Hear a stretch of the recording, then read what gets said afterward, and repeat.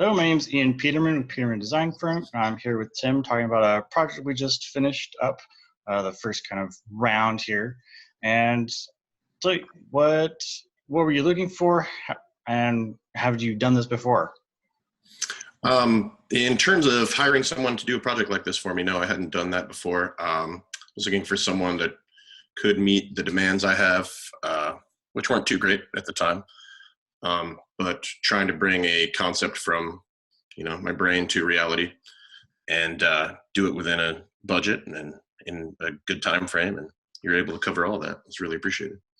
Yeah, and you brought a couple prototypes to me. Can you tell me a little bit about how you got those and what led you to needing me to carry that on?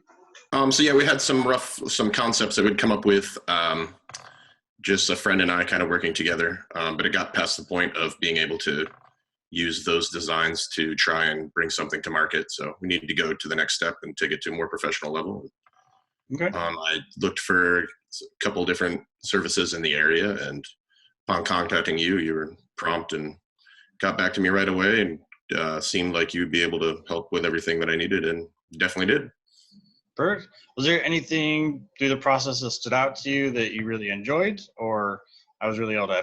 Yeah, I think your willingness to modify things and let me provide feedback and be willing to change that, and very accommodating with it was really nice. Awesome. All right. Well, would you recommend me? Is there anything else you want to add? No, I definitely would recommend you. Anyone that's looking for someone to work with you, to be prompt in, and to be very communicative when you need it to be, and just overall good quality of work. I really appreciate it. Hopefully when this project continues, I'll be able to work with you some more. Yeah, I hope so. It was a fun project. Can't wait. So, awesome. Well, thank you very much for doing this, and hopefully we'll work together soon. Of course. Thank you, Ian. I really appreciate it.